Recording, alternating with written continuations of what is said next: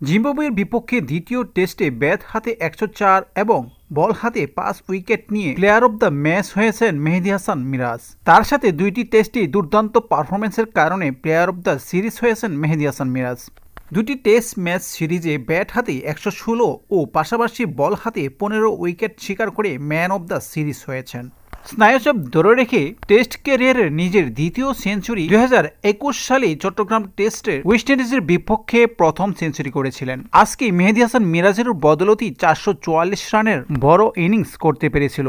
জিম্বাবুয়ের বিপক্ষে প্রথম টেস্টে হেরে অনেকটা সমালোচনার মুখে পড়েছিল বাংলাদেশ ক্রিকেট টিম। তবে চট্টগ্রাম টেস্টে দুর্দান্তভাবে ঘুরে দাঁড়িয়েছে। প্রথম ইনিংসে টসে জিতে জিম্বাবুয়ে 227 রানে অল আউট হয়েছিল, যার বদলতে বাংলাদেশ 444 রান করে দ্বিতীয় ইনিংসে 111 রানে অল আউট হয়ে যায় মেহেদী হাসান মিরাজের ঘূর্ণি, যার ফলে দ্বিতীয় টেস্টের ম্যাচটি 1 ইনিংস ও 106 রানে জয় ধরে নেয় বাংলাদেশ। প্রথম ইনিংসে অবশ্য 27 ওভার বল করে 6 উইকেট নিয়েছিলেন তাইজুল। তবে এই টেস্টে সাদমান ইসলাম দুর্দান্ত ব্যাটিং করেন। সাদমান এবং এনামুল হক বিজয় দীর্ঘ 3 বছর পর 100 রানের পার্টনারশিপ গড়ান। এনামুল হক বিজয় তার ইনিংস বড় করতে না পারলেও সাদমান ইসলাম 120 রানের দুর্দান্ত একটি ইনিংস খেলেন।